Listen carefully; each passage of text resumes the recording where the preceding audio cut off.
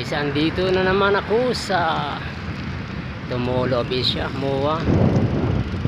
Ayan na, dahil wala naman tayong bike guys, wala tayong karira.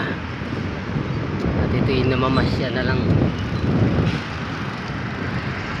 Dito na inaikot na tayo sa Tumolo Bisya, sa may global. Ayan.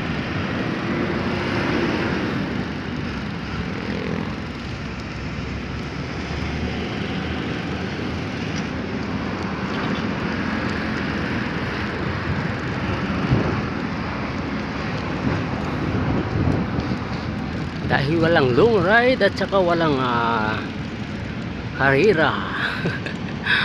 Dito na lang nag-shell ride na lang sa MOA guys, at sa malapit lang para makauwi ng mas maaga dahil mainit na. Ito yung global ng Molo Bisya. Dito yan sa Pasay. Yan, Pasay City. Yan, paikot yan guys. Mayroon tayong nakikitang airplanes.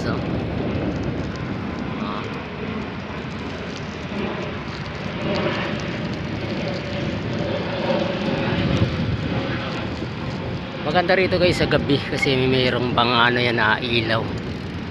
Parang pailaw yan sa gabi guys. Ito yung mga bikers natin.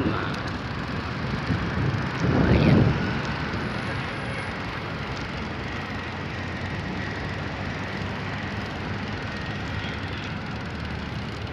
Dahil walang magawa. Ayan. Naghahanap na lang ng mga bidyuhan. At napadpad dito sa may MOA sa Pasay.